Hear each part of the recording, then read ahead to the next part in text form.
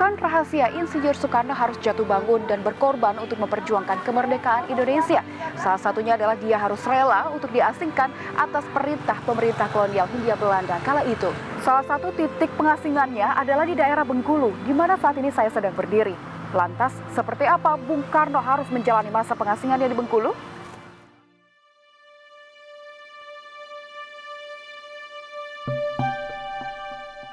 Pengasingan seolah telah melekat dengan Soekarno. Usai menjalani hukuman sebagai interniran di ND Flores pada tahun 1934 hingga tahun 1938, Bung Karno harus dipindahkan ke daerah lain karena kondisinya melemah akibat penyakit malaria.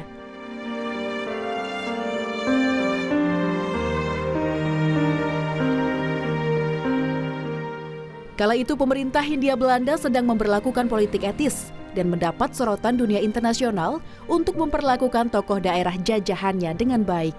Maka, dengan berbagai pertimbangan, Bung Karno dipindahkan ke Bengkulu.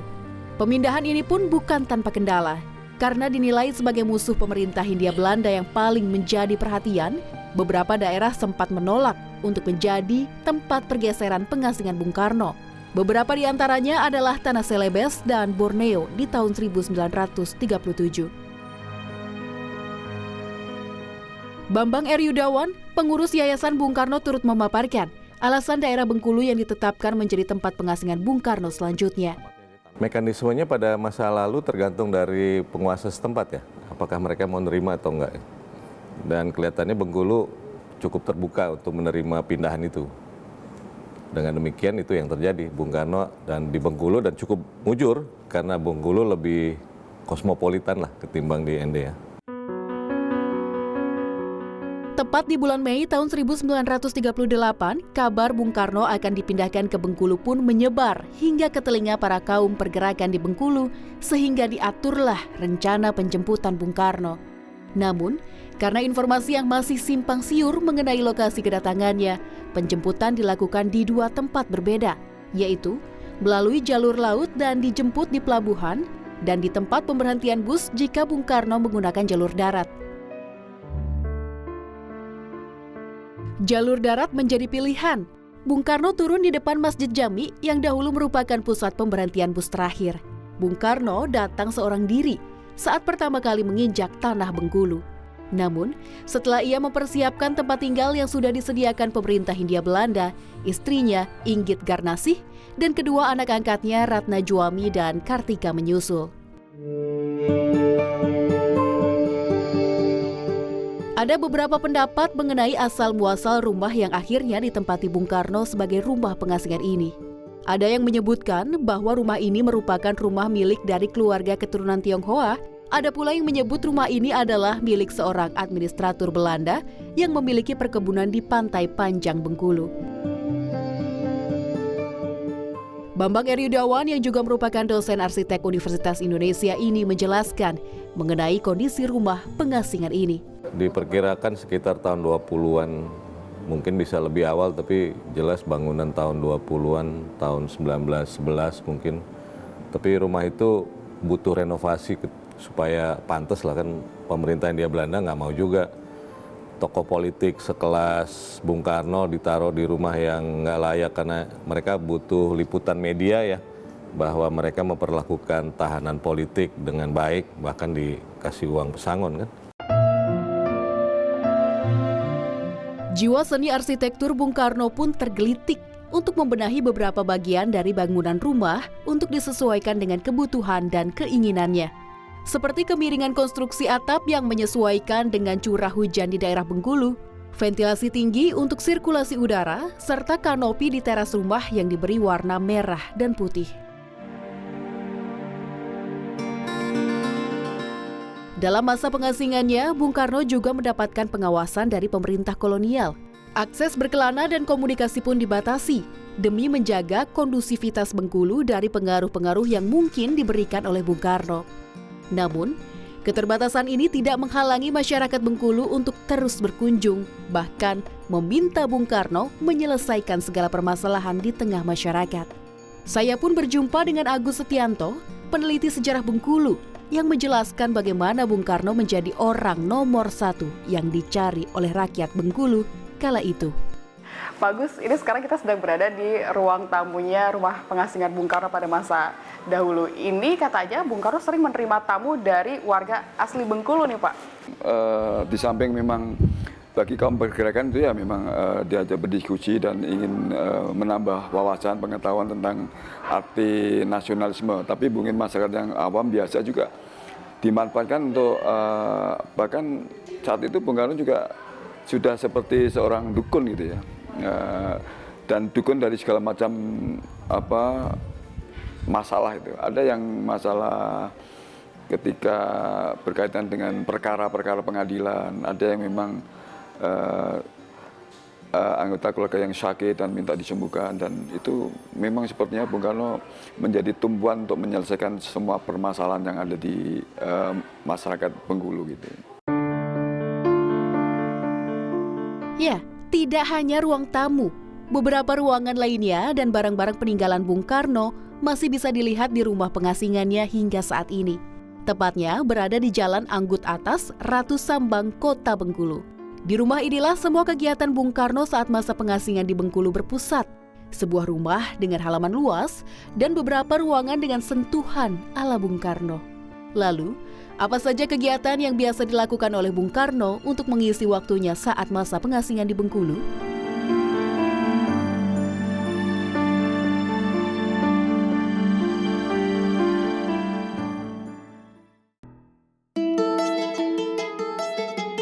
Bengkulu.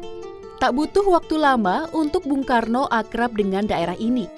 Menggunakan sepeda kesayangannya, Bung Karno kerap mengelilingi beberapa titik di Bengkulu sambil mencari udara segar khas daerah pesisir. Menjalani pengasingannya sebagai interniran, Bung Karno mendapatkan upah dari pemerintah Hindia Belanda sebesar 150 gulden setiap bulannya. Upah tersebut digunakan untuk membangun sebuah masjid yang dikenal dengan Masjid Jami. Sebagai wujud penyaluran bakat seni arsitekturnya, Bung Karno juga sering mendapatkan permintaan dari warga untuk membuat desain rumah yang beberapa di antaranya masih bisa dilihat hingga saat ini. Selain berkegiatan di luar, Bung Karno juga kerap menghabiskan waktu di rumahnya dengan membaca buku-buku koleksinya. Salah satu sudut yang paling menarik adalah di ruangan ini atau ruangan kerja Bung Karno, di mana terdapat banyak buku-buku yang rata-rata adalah pemberian dari teman-teman Bung Karno dan berbahasa Belanda, mulai dari buku politik, sosial, agama, hingga filsafat. Memang salah satu kegiatan Bung Karno yang paling digemari pada saat masa pengasingan adalah membaca buku. Namun, bukan Bung Karno namanya jika tidak terus melakukan pendekatan kepada masyarakat sekitar dan menularkan semangat jiwa persatuan dan nasionalisme. Dimulai dengan membentuk berbagai macam komunitas seperti komunitas olahraga, komunitas debat, dan komunitas kesenian. Ya, salah satu komunitas kesenian buatan Bung Karno yang paling dikenal adalah kesenian sandiwara Tonil Monte Carlo. Menurut buku Sandiwara Bung Karno, pengalaman membentuk kesenian tonil ini sudah ia dapat saat ia menjalani masa pengasingannya di Ende, Nusa Tenggara Timur. Dalam Monte Carlo, Bung Karno mencoba menggabungkan unsur konsep drama teater modern dengan tetap menggunakan setting layar berdasarkan latar belakang tempat dan peristiwa kejadiannya. Dalam sandiwaranya, Bung Karno melibatkan anak-anak muda untuk turut bermain dalam pementasan. Walaupun gerak-gerik Bung Karno tak pernah lepas dari pengawasan pemerintah kolonial, namun semangatnya tak pernah padam. Agus Setianto yang juga penulis buku Sandiwara Bung Karno tersebut memaparkan bagaimana peran Bung Karno dalam menjalankan Sandiwara Monte Carlo. Ini ada kostum-kostum Monte Carlo nih Pak. Apa yang menarik dari naskah-naskah Monte Carlo-nya Bung Karno nih?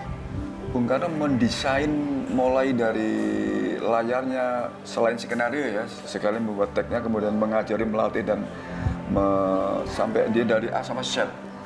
Itu Bung Karno semua. Iya, kebanyakan memang temanya kan Bung Karno ada tema percintaan, perjuangan, tapi semuanya itu mengalir pada satu titik, yaitu muaranya adalah untuk semangat nasionalisme.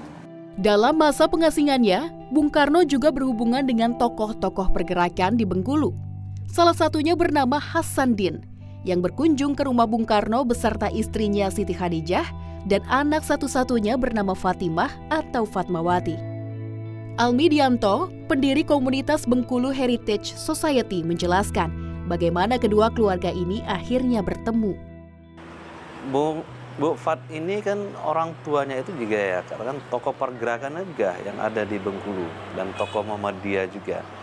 Nah, di sinilah Bung Karno jadi bersentuhan sama orang tua Bu Fat ya, karena dia sudah seorang tokoh lokal yang tokoh pergerakan untuk kemerdekaan Indonesia ini dan juga tokoh Muhammadiyah.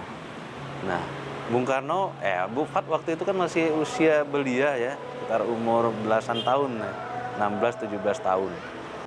Aktivitas orang tua Fatmawati cukup tinggi dan sering meninggalkan kota Bengkulu, sehingga Hasanuddin menitipkan Fatmawati kepada Bung Karno untuk tinggal bersama keluarganya. Selain itu, Bung Karno juga mengajar di sekolah Muhammadiyah, di mana tempat Fatmawati menuntut ilmu. Sehingga Bung Karno juga menjadi guru untuk Fatmawati. Tumbuh menjadi gadis yang cerdas karena sering melontarkan pertanyaan-pertanyaan kritis dan kreatif di kelas, pesona Fatmawati pun menarik perhatian seorang Soekarno. Hingga kedekatan di antara keduanya pun terjalin. Tertulis dalam buku Fatmawati Catatan Kecil bersama Bung Karno, perasaan tersebut terungkap saat Fatmawati meminta pendapat Bung Karno karena ada seorang pria yang akan melamarnya. Namun, Bung Karno langsung tergerak untuk mengungkapkan kegundahannya. Setidaknya begitu pula yang diungkapkan oleh guru Soekarno putra bungsu Soekarno dan Fatmawati. Dan mungkin Bung Karno kemudian mencurahkan isi hati bahwa ingin memperistri Bu Fat. Alasan utamanya adalah karena ingin punya anak, punya turunan.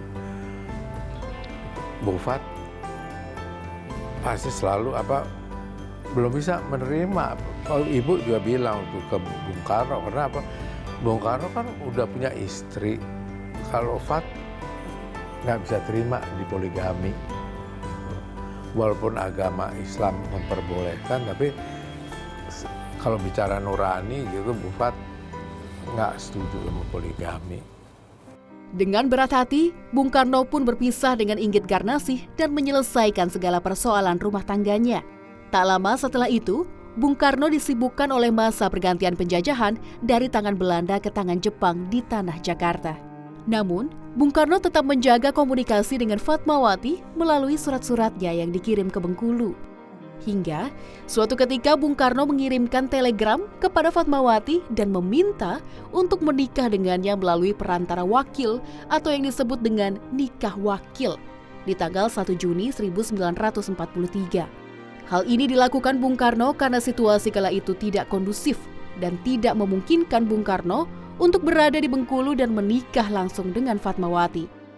Tak lama setelah pernikahan itu, Fatmawati diminta menyusul ke Jakarta untuk menemui Bung Karno dan mulai menjalani hidup sebagai pendamping seorang tokoh besar negara, yaitu Insinyur Soekarno. Ya, setelah itu Fatmawati berhak menyandang predikat sebagai ibu negara pertama meskipun memiliki selisih usia sekitar 23 tahun dengan Bung Karno. Guru pun berbagi cerita kekagumannya dengan sang ibu.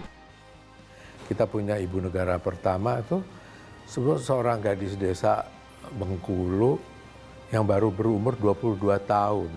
Jadi first lady kita tuh dulu umur 22 tahun.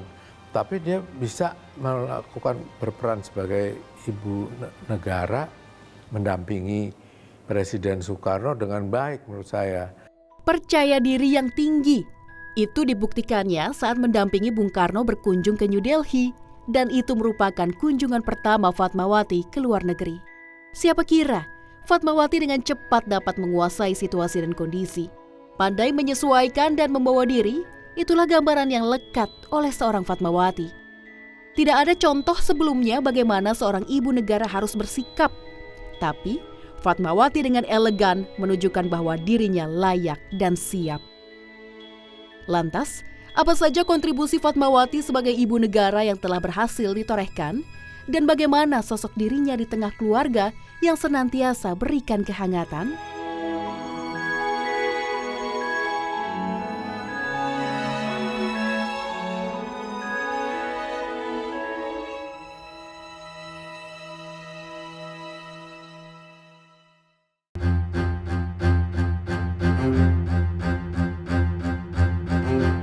Pada tahun 1943 menjadi masa yang penuh gejolak karena Jepang terus menggaungkan akan memberikan kemerdekaan kepada Indonesia.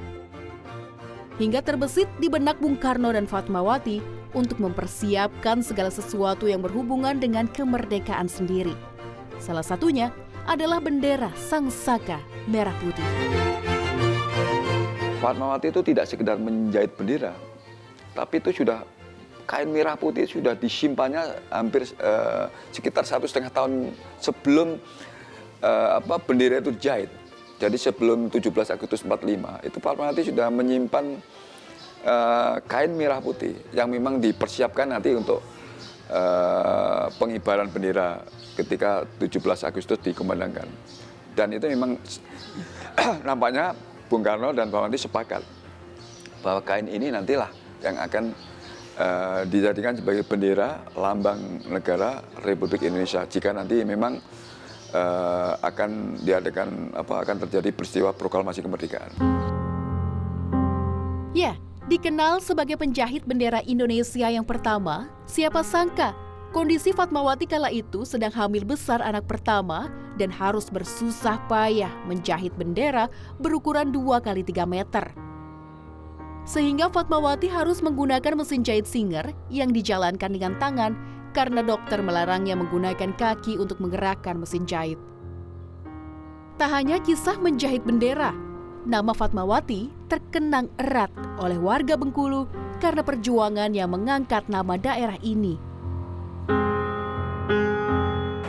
Pak Umi, jika kita berbicara sosoknya Bu Fatmawati ini, apa sih peran yang paling berkesan untuk masyarakat Bengkulu?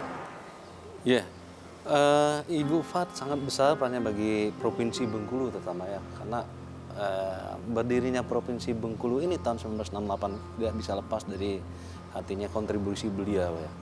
Karena kalau untuk mendirikan sebuah provinsi tidak seperti sekarang artinya bisa dibicarakan secara terbuka. Kalau dulu kan tokoh-tokoh katakanlah panitia persiapan berdiri sebuah provinsi harus secara diam-diam. Nah, untuk berdirinya sebuah provinsi ya tentunya ada proses yang panjang, memerlukan pengorbanan, pembiayaan juga. Nah, itu dulu banyak difasilitasi oleh Ibu Fat yang berada di Jakarta kan. Memiliki karakter yang kuat dan mandiri, itulah sosok yang terpancar dari diri Fatmawati. Tak hanya di tengah lingkungan sebagai ibu negara, keteladanan ini juga diperlihatkan di tengah keluarga. Kedekatan dibangun sedemikian rupa oleh Fatmawati kepada anak-anaknya. Berbagai pelajaran juga ditularkan termasuk ilmu agama. Setidaknya itu yang dikenang oleh Guru Soekarno Putra dalam benaknya. Deket banget deh. Di soal ini ibu yang suka betul-betulin saya cara baca Al-Quran gitu. Ibu, terus aku kalau ada nyiptain apa gitu, aku ngasih lihat ke Bu Fat gitu. Nah kalau makan itu saya sama Mas Guntur sampai akhir hayat ibu masih minta suap selalu. Walaupun kita udah gede, udah kuliah, udah apa, ketika ibu masih ada. Dan suapannya ibu, ramuannya tuh benar-benar enak. Nggak tahu gimana deh. Dari lauk pauknya tuh campur sini, campur sana gitu. Jadinya enak banget.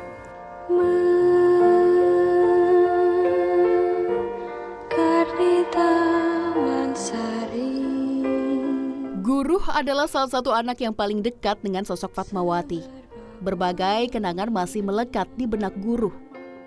Salah satunya kisah saat Guruh akan mengadakan pagelaran kolosal di tahun 1980 dan menciptakan sebuah lagu yang akan dipersembahkan untuk ibunya dalam pagelaran. Namun sayang, 2 bulan sebelum berlangsungnya acara tersebut, Guruh mendapatkan kabar bahwa ibunya telah tiada saat menjalankan ibadah umrah. Nah terus setelah itu kira-kira 2 hari kemudian tahu saya dengar kabar ibu meninggal. Jadi sampai sekarang ibu tidak pernah mendengarkan lagu Melati Suci. Tapi saya merasa bersyukurnya juga saya sudah menyampaikan ini, sudah mempersembahkan langsung buat ibu. Berarti telepon terakhir itu semacam kayak tanda gitu untuk Iya, saya rasa. Melalui berbagai problematika, bersatunya Soekarno dan Fatmawati tak lepas dari bagian sejarah perjuangan bangsa. Sosok pasangan pahlawan yang selalu menarik untuk dikisahkan, menjadi magnet tersendiri untuk semangat negeri. Insinyur Soekarno dan Ibu Fatmawati, pasangan yang namanya tak mungkin bisa lepas dari perjalanan pembebasan sang bumi pertiwi. Bangsa kolonial memang tak pernah habis akal untuk melancarkan penjajahan. Namun, mereka berdua juga tak pernah habis semangat untuk merah putih dikibarkan. Jesus, Jesus.